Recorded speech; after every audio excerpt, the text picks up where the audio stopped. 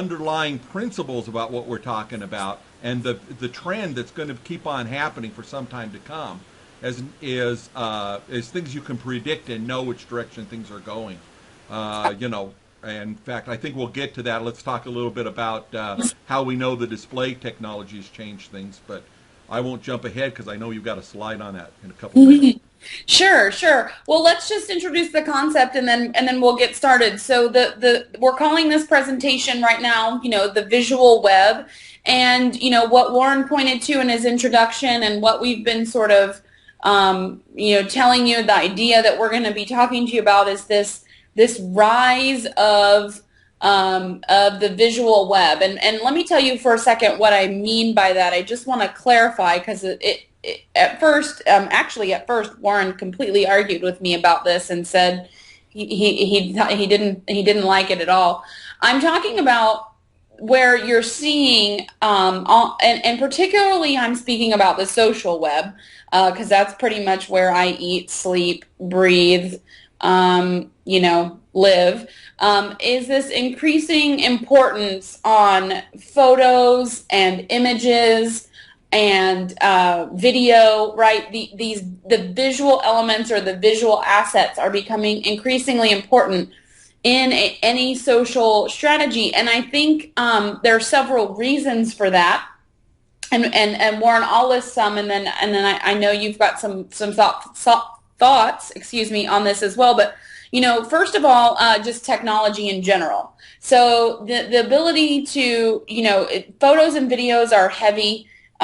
They're large files, and just over in recent developments in technology are really allowing us to post and to share high quality photos and images more easily, and particularly on the go, right, from our iPads and our iPhones and our Androids and all of that. So as the technology allows for it, we're not stuck sending just 140 character messages. We can actually send very easily some heavier files like photos and videos.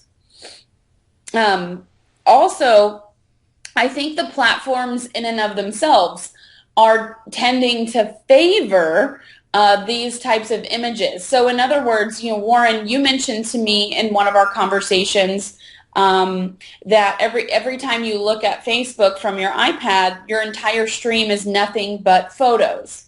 Well, since Facebook kind of selects your newsfeed for you, you can, to me, what I've noticed myself too, but to me, what that means is Facebook itself is giving greater importance to photos and images. And then the third point, and I think it's the reason that the platforms themselves inherently are giving more value to media, to the visual media, is because they're engaging for users. So we all like looking at photos. We like watching videos.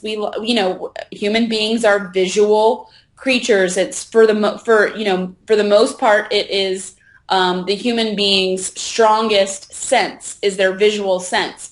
So as the platforms are allowing for this, and as the technology is there for it, we're drawn more to comment and to share and to post these visuals, and therefore the platforms themselves give more importance to them. Well, yeah, and this is where we've had the argument before, is that I say, well, first of all, the internet has always been visual. There's always been a computer screen involved. And, and it's just an ongoing trend that we want things to get more and more like this.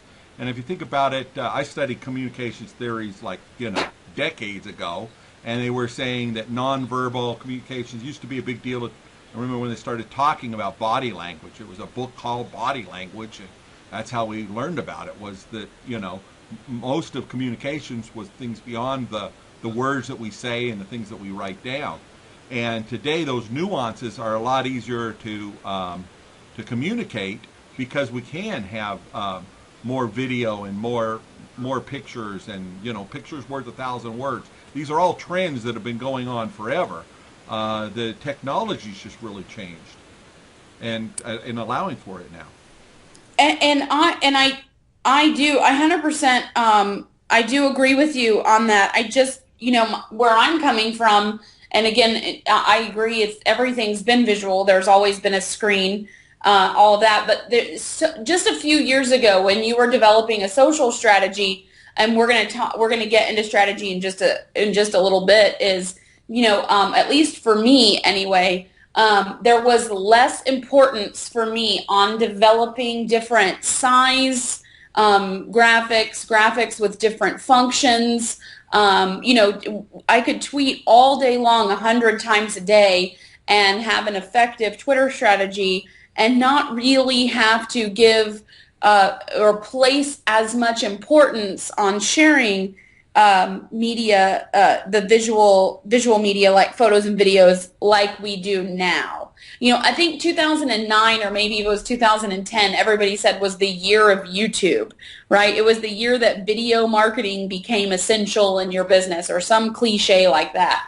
I'm not saying that people were right in claiming, in laying that claim, but it pointed to the fact that video at that point in time was becoming more popular. You mentioned my experience with direct response marketers. There was a point in time when the long form sales letters did not perform as well as now what are video sales letters. And even evolved from those video sales letters, we're now seeing a lot of animated sales letters and cartoon style sales letters because the average consumer that's watching or around shopping or making buying decisions it takes more to engage them visually than it has in the past. And I really think that's the point that I'm trying to make here about this visual web, is that not that it's never been around, but the importance on it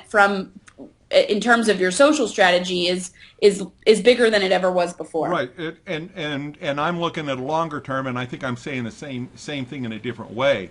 The exact point of where we cross over, or did a certain kind of a sales letter stop working at a certain point, or have we worn out a certain style of marketing?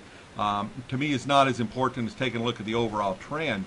And I think everybody knows what Moore's law is. Gordon Moore said that the processors would get twice as fast and half the cost every 18 months. And you've heard the things about your cell phone has more power than the Apollo 11, but one of the things that doesn't get talked about so much is screen technology. And when I was in the tech field back in the 90s, we were talking about this, and somebody extrapolated what Moore's law on screen resolution would do. And they predicted at the time that 2010 would be the year. And I could make a case that it was earlier, that it was a little bit later or whatever. But again, when it was 1999 and we were reading this, the exact time wasn't near as important. We're certainly, if we're not there, we're getting there very quickly. Remember, 18 months is double.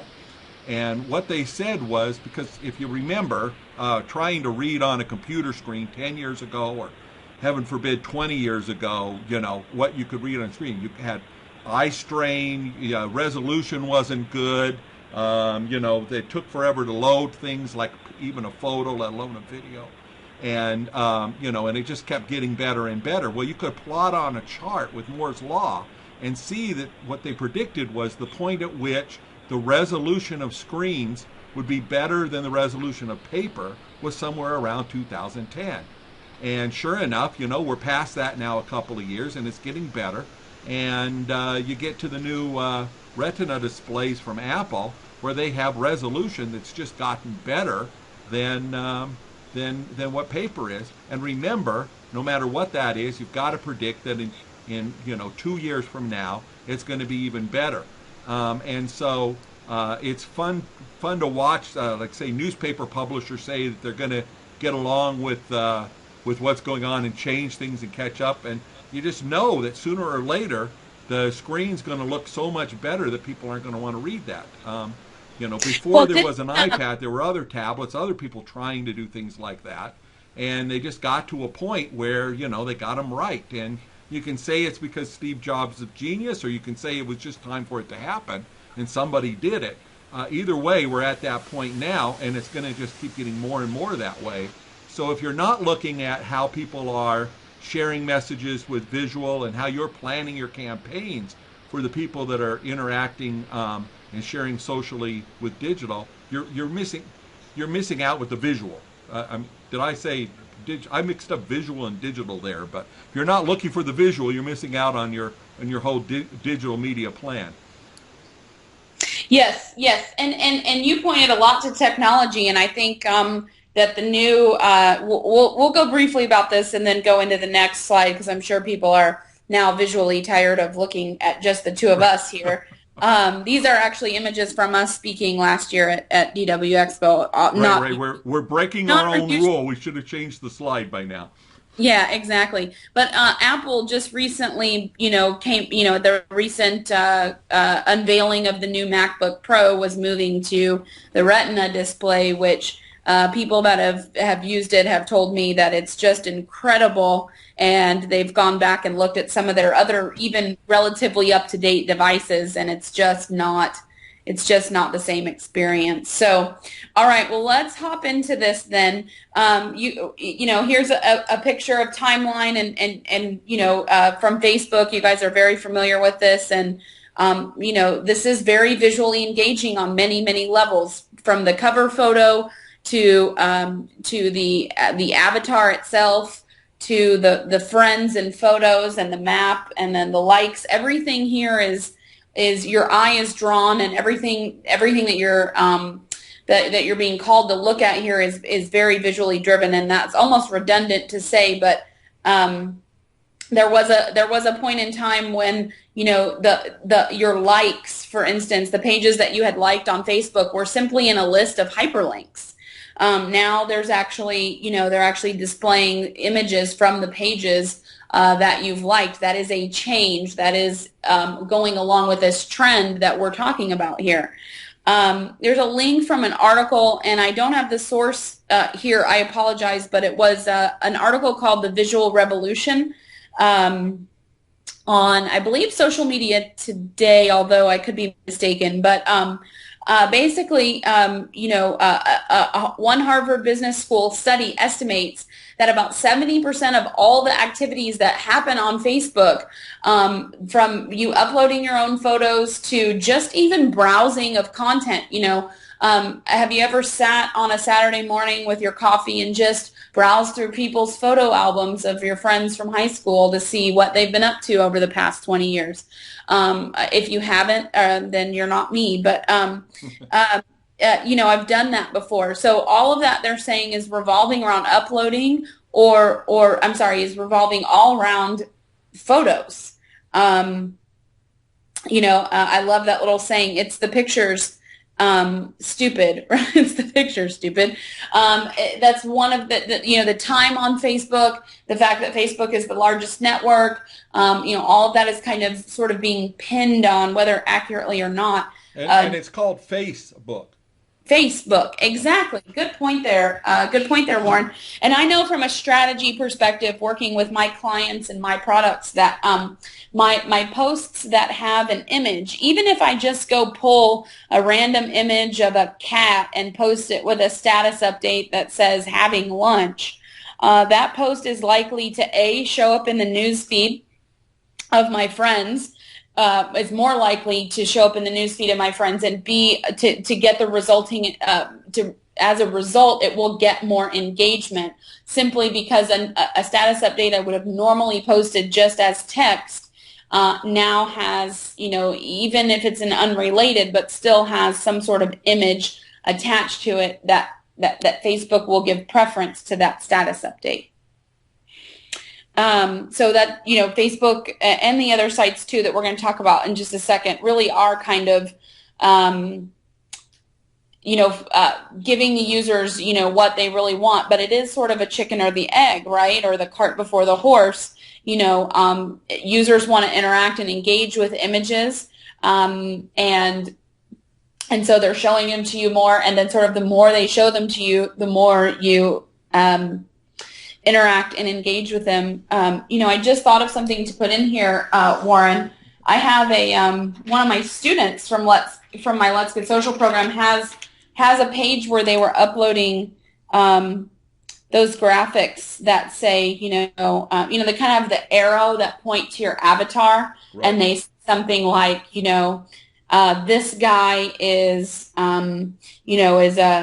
believes that XYZ, share if you do too, and these range anything from, political statements and religious statements and, things that people can identify with. But, and his in particular was, he was a page for a Christian church that he was a client of his.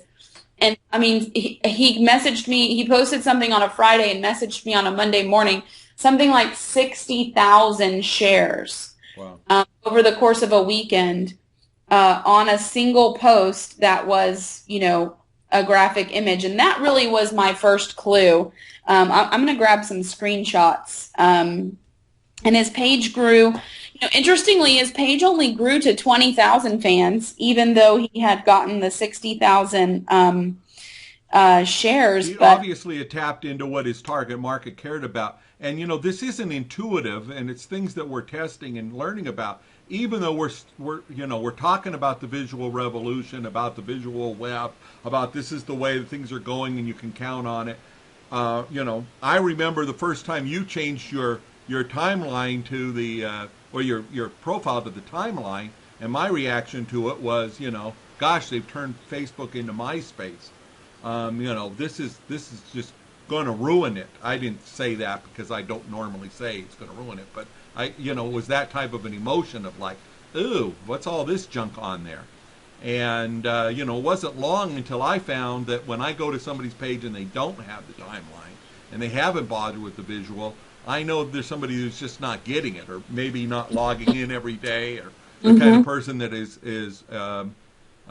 interacting. And it has nothing to do with age or business versus non-business or anything like that. It's just that, it's so easy to see that sharing photos makes a big difference. And like you say, you start testing. All the studies I see say that video and photos get shared and passed around so much more than anything else. Yeah. And you were talking earlier about how I said it was all pictures. It really isn't all pictures.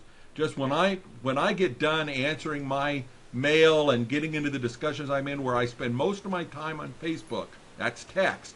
When I get done with that and just want to see what else is going on, and I scroll down, I'm like everybody else. I'm looking at the pictures, scrolling as fast as I can to see if a picture catches my eye.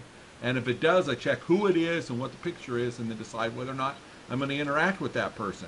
And I'm sure that's what's going on millions of times every day because we can see it in the stats.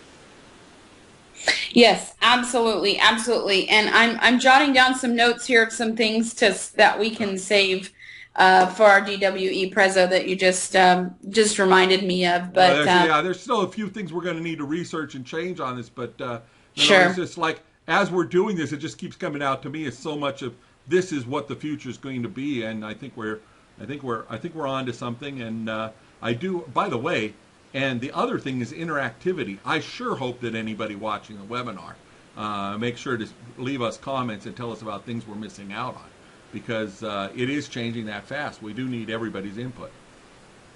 Absolutely, I agree. I would love to have some of your thoughts, and if you can leave them for us now in this preview, there are definitely things that we can incorporate into our presentation.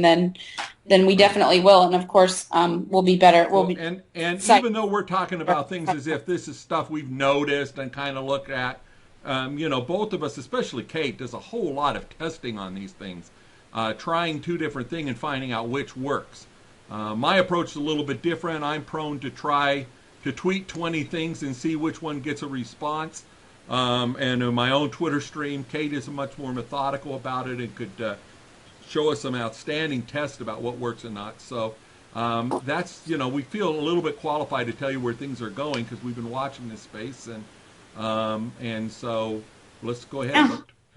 Also, I'm not afraid to be totally wrong either. This is what's working, this is what I see is working, now. But so what we're seeing on this, slide really for you guys is, why does this matter? Why should you care? I mean, what does this have to do with anything anyway? Well, it is becoming increasingly visual, and think about it. Let's just even talk about the valuation and Facebook grabbing up Instagram, if that wasn't a key indicator that there's something about photo sharing that is super important, I don't know what else is. And while it may seem like a trivial thing to you, let's remember that Facebook probably doesn't come to $1 billion valuations and purchasing decisions probably very easily. Probably wasn't just it is chump change for them, but yeah, it's $1 billion for crying out loud. Yeah, let's just go spend $1 billion this weekend on something. Generally that's something that you've thought about and you've got a valid reason for. And I really feel like to me that was another time when my ears kind of perked up and going, okay. So from anything from Instagram, I've got a Pinterest image there. You guys have heard all the hype about Pinterest, and we've got YouTube here and Chill, which is a kind of a marriage there of Pinterest and YouTube. We could go on and on from Vimeo. Warren, you mentioned to me, Google Plus Hangouts, and you can even, in the live streaming of those Google Plus Hangouts to YouTube. It just seems like every homepage that I'm landing on these days looks like it has a Pinteresty look and feel, or it has some heavy graphics, newsfeed, or integration. And those are the sites that are sort of, rising to the top right now. When I go back to why I was interested in Twitter in the first place, and ended up being there and being early enough to write the first book on it, was that I saw that the people I wanted to connect with were there, and the things they were talking about seemed to be nonsense. And I wrote a blog post back then, and I still share with people often today, called 3 Stages of Twitter Acceptance. I've come to find out that it's not just about Twitter, it's about anything new. And the first stage is we take a look at it and say, why would anybody care about this? Why do I want to know about somebody's picture of their breakfast? And the second stage is trying to figure out, how do I monetize this? How do I get involved? How do I get on before it's too late? And all the, kind of practical, businessy type of thing. And then we reach a point where we're using it and we go like, oh, I get it. It works for me. I got better communications. I stay more in touch with people. Right now, a lot of that I see in Instagram. I take several Instagram photos a day. And I've studied photography, been very involved with it at different points in my life, and reached the point where I just didn't want to bother taking pictures or being in pictures. And then the phones came along, the digital was here. I knew I had to try something, so I kind of forced myself with the Foursquare and the pictures that could be attached to that. And then really when Instagram came along, just taking pictures. And let's face it, I'm lazy. I take some awful subject photos, and I guess I know enough about framing them that I can make them look a little bit interesting. And what's fascinating is that I've got Instagram set to automatically go on Facebook and Twitter and a couple of other places, and the comments and reactions I get vary from absolutely nothing, if it's the picture of the outside of a restaurant I'm going to, maybe all the way to just like insanely big engagement of people talking about me taking a picture of a gas pump, that I only took the picture because I was bored and I was waiting for the gas to be pumped. I didn't know what would work, and I'm now tailoring those things into fitting my brand and my marketing message.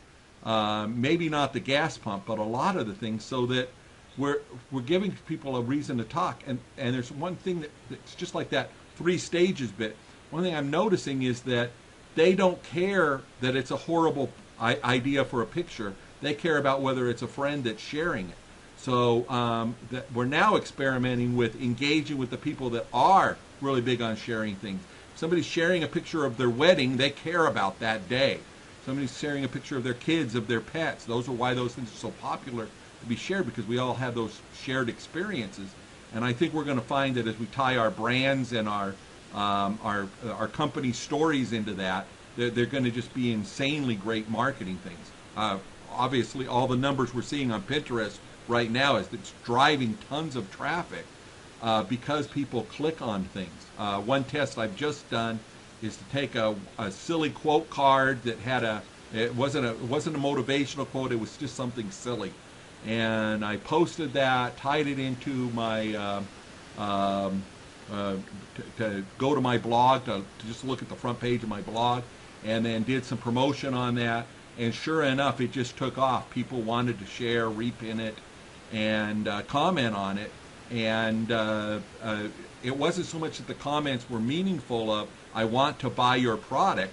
They were people engaged. And people have taken a new level of next week when I say, hey, this is something you could do to improve your business or to sell more product or something. Somebody's going to be interested in that, that being, what I'm selling.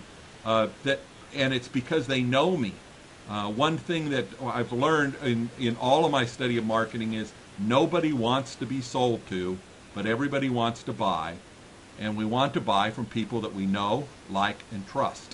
And the way you're developing that, getting to know people, getting them to like you and trust you, is by engaging them more than they're engaging you, to actually reach out and talk to them about whatever it is. Not necessarily your product, but it, could be what they had for breakfast. Whatever level they want to talk to you on.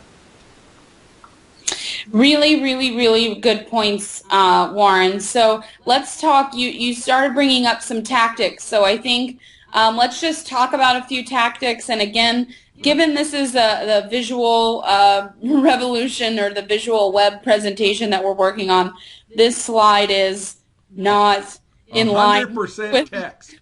100% text. But I wanted to The polished give you version will have a lot of pictures here. Yeah, I wanted to give you guys some tactical stuff, and basically this is a good just brain dump for me of some tactical stuff that you guys can think about, and again, go implement tomorrow or, tonight even, when you're done listening to this, right?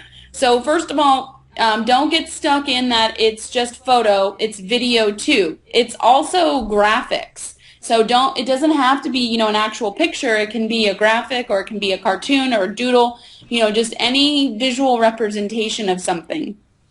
I have this notice, be prepared, and Warren kind of pointed to this a little bit. One of the things, I wanted a couple of things. So one is when I'm setting up new client accounts or I'm working with new clients, we're starting to talk about how can they find content in their everyday activities that they can post as, photos, videos, or graphics. So having that mentality ahead of time where you've got your eye open and you're looking for specific things that you can share this way is really smart. And again, whether you're just at the gas station, or something more engaging, you just want to have your mind looking for things to post in this way. And Warren, I'm going to buzz through these, but feel free to just stop me and jump in. There's one we should add when you were talking about it's not just the photo, it's also your text. I know you and I were talking about one of your client sites earlier today, and you asked me what I thought of it, and it was, 1,000 words without anything breaking it up. Subheads, bullet points, numbered list, and of course photos, videos, things like that. Because today we all skim when we read. So, this trend started back before the internet with pull quotes, which is, you're reading a magazine article and part of the magazine article is requoted in the middle of it. I remember when those first came out, I thought, gosh, this is getting in the way. I have to read the same thing I just read inside the article. But, today, most of the time when we're reading these things, we're skimming, and we might just see the subheads and the quotes. And that's what you got to think a lot of your audience is reading. And they've tested these things. Those work very well. And the people that do a lot of testing on this are the direct marketers trying to get you to read through and buy something. But boy, it works. And since I have that copywriting background, everything I write, I'm looking at, is the paragraph going to be more than 3 or 4 lines? Well, then maybe I better break it up and say it a different way. Twitter, of course, it's just helped me to be able to say a lot of little things in 140 characters. And I've noticed that even visually, inside of a tweet, there are things you can do that are going to get more or less reaction. If you start tweeting and trying to make sure you put all the hashtags you can think of in that tweet, the people are going to miss your point. And so in everything you do, you've got to be looking at how somebody who's visually stimulated, who doesn't have a whole lot of time, can catch it. It's why they paint stop signs red. I really love that you just brought that up. And I'm taking notes here because I think there's things we can add into the presentation. One of the things users were really excited about, and I know you hate me talking about Google Plus, but nonetheless, one thing that people were excited about was the fact that they could format the text of their status update with bold, italics, or strike through. And so, I agree with you on text in a million different ways. I remember what our most controversial conversation was, and it's not in this presentation, but I'm gonna save that for. I'll tell you when we're off the air, and you guys will have. And that's the teaser that you guys will have to come to the to Digital World Expo and hear our presentation. But Warren, just so you'll remember, it was the that squeeze page that I showed you. Remember? Yep. Okay, good. All right. So on that note, strong visual imagery, and think about storytelling. So think about just rather than just a random string of photos and things that don't tell a story. Think about how you could implement something that over time tells a story. Something like, I remember back in the day there was the daily photo booth where you would take a picture of yourself every day and post it. And there was even the one where it helped you like match up your eyeballs so you could make like a flip book style image. I mean, those things were so cool, and part of the reason was they were visually engaging, and they kind of told a story over time about who you were.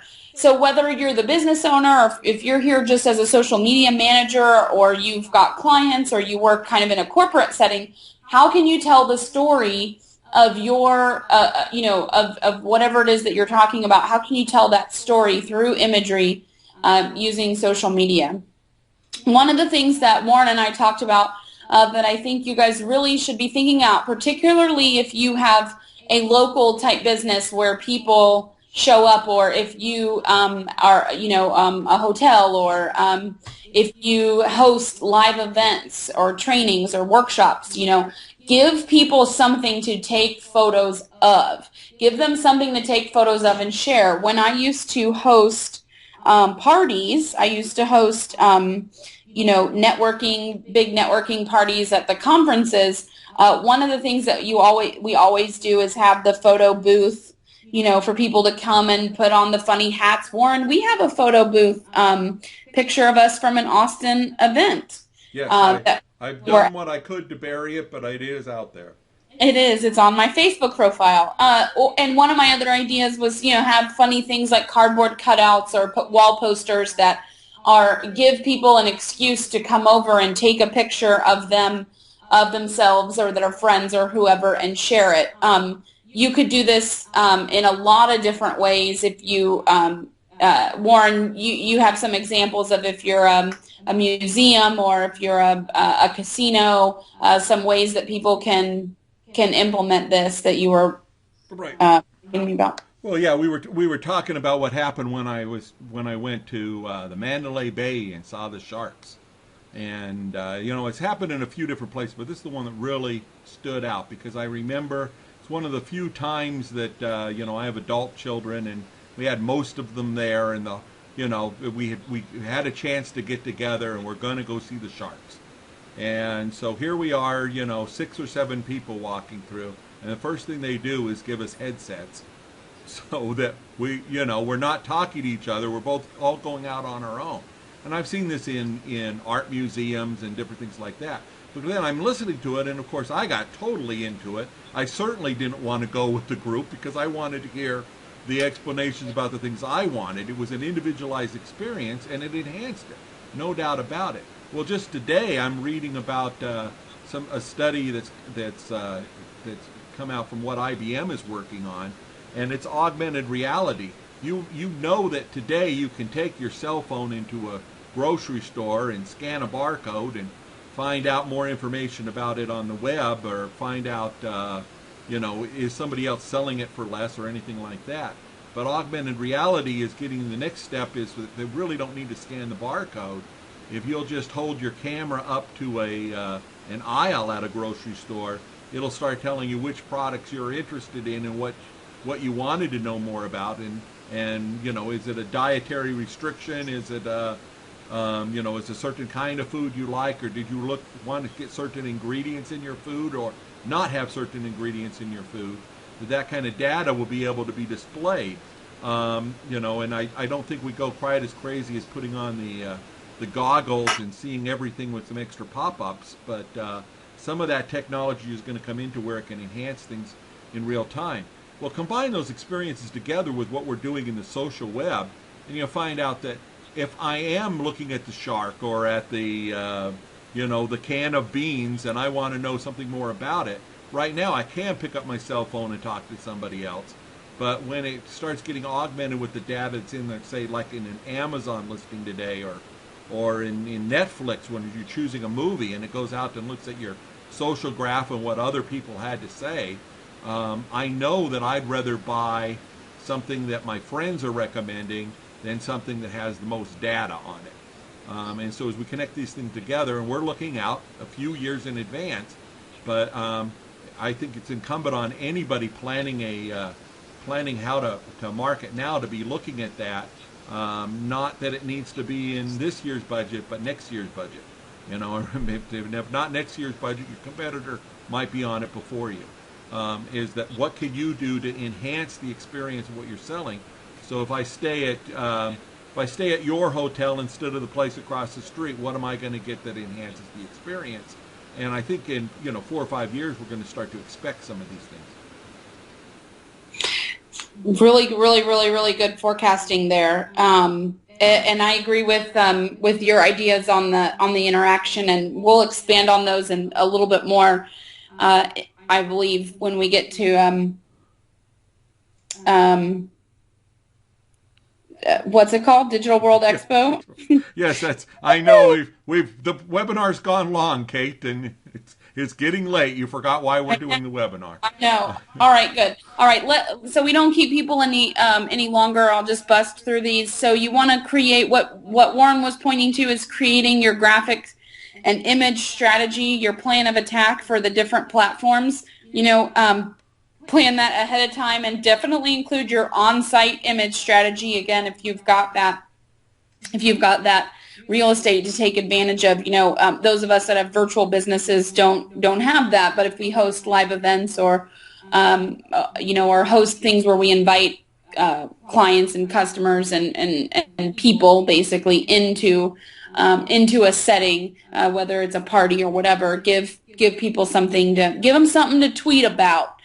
My recommendation here, what we've had to do, one of the things I've noticed is look for on our team who is the most visually inclined person and have them take a look at any of the graphics that we're creating, if we're creating Twitter backgrounds or whether we're creating images to post on Pinterest, making sure that, our social media managers here are trained up on some of the easier graphic solutions. And we're just investing more time and more of our resources into good graphics, good photos, good assets that we can use for each of our clients. So we've probably increased from maybe spending, I guess before somewhere between 10 and 15 to 20% of our efforts in creating strategy and assets and resources for a client were in text content. And we're probably up to about 40 or more, maybe even 50 or a little bit above percent of about probably closer to 40 is right. 40% of the content that we're developing for clients is graphics versus text. So that's up quite a bit for us. Things to consider are ways to incorporate your logo or your corporate identity. Be sure if you actually are creating graphics, I don't see anything wrong with, and I recommend that you sort of watermark or embed your URL in the bottom right-hand corner so that as images get shared, if proper source isn't cited, that it's right there in the image. But really, for the most part, don't do much more than that, and people can still crop it out or whatever. Really, to me, that's not the What's that's really not important is that you get the meme implanted in their mind, not that you are hitting them over the head with your branding message. I agree, but if you can sneak it in there, Yeah. you should. You guys know about, the rise of infographics and Canvas Me and Instructographics and, just all kinds of different ways to put together information or put together content in different fun and engaging ways for people is the most important things. You mentioned typography. I 100% agree. Little icons. You notice my bullets here are not just little bullet points. They're actually this little thing that looks like a brain, and it's a little machine. And I'm borrowing from a presentation I did for Digital Marketer, and we did that on purpose for that particular presentation. So any little icons, and again, photography and storytelling. And the biggest thing for you guys to take away, I think, from here is when you're coming up with your strategy and you're thinking about how this is going to work for you, this is a time investment, I think, and this is a resource investment, no matter, again, what the size of the business or the brand that's going to start implementing some of this. So it's important to understand the funnel. And I know Warren is going to always take me away from talking about this, but and back to the fun of posting and sharing and engagement and all of that. But I'm trying to think about here when I'm developing these graphics and everything, in order to get those real-time results that Warren was saying that I'm all about, is if I use photos, it's going to increase my engagement. How do I ensure that engaged user becomes a site visitor and a prospect and then a customer?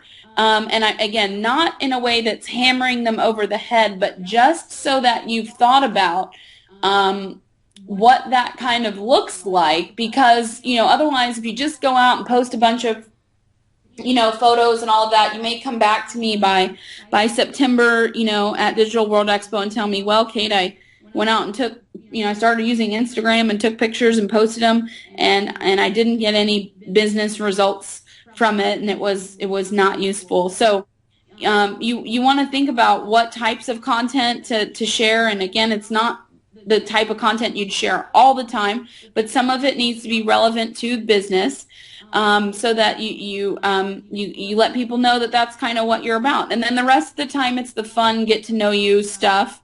But how do those images and graphics and photos, and how does all the stuff we've been talking about turn people into visitors, prospects, and eventually customers? Because at the end of the day, if we're not producing that result with it, then we might as well all just sit around and share the pictures of our kids and our dogs and our houses and our gas station, our activities, and our breakfast, and talk about it with each other and just leave it at that. But if you're expecting, a business result, then ahead of time, kind of need to think about what that funnel is going to look like.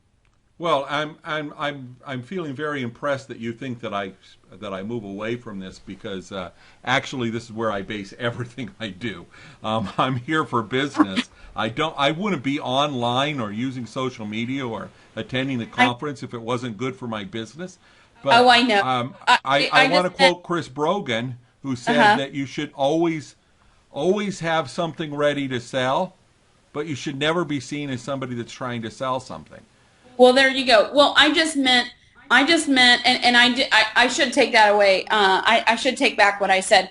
I mean that sometimes I tend to be too much on the hammer them over the head, especially when I'm teaching.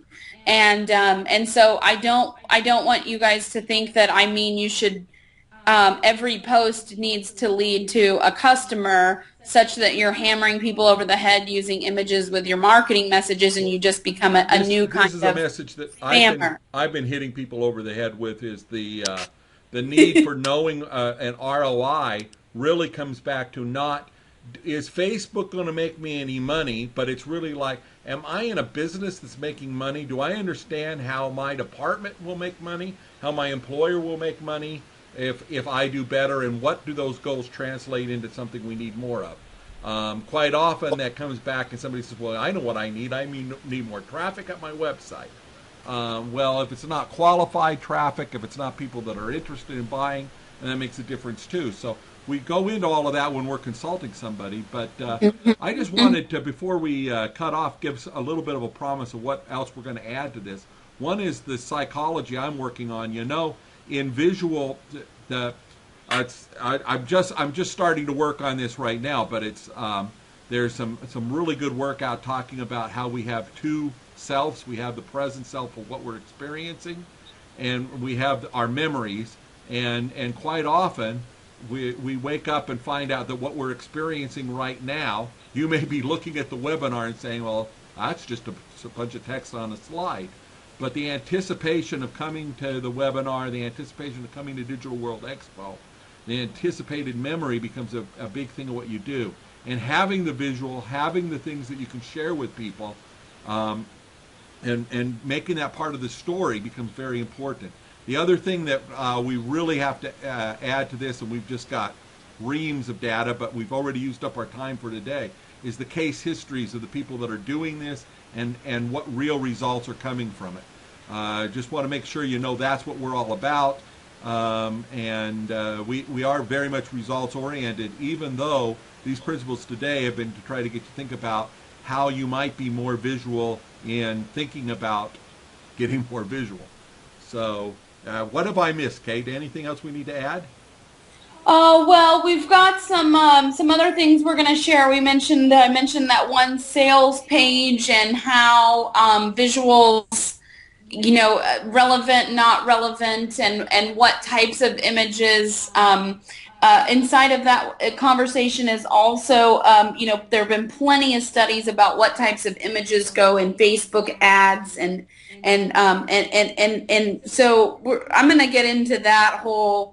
Right. That whole conversation about and a little bit that's getting into some psychology of what images should you show people, almost subliminal. Should I use that word? Sure, why not? I think the psychology of it makes a whole lot of difference in that, and and it's all about getting the visual into the story, into the mind of the person that's arrived there, because we talk quite a bit about in campaigns of marketing about where somebody comes from and what our conversion rate is. But, you know, you have a person with a frame of reference and a life before they ever encounter. Before they sit down to do the search to find you online, they've had a life that led them up to that point, what kind of mood they're in and all of that. And there's these cues that in visuals can instantly change somebody's mood. Music does the same thing.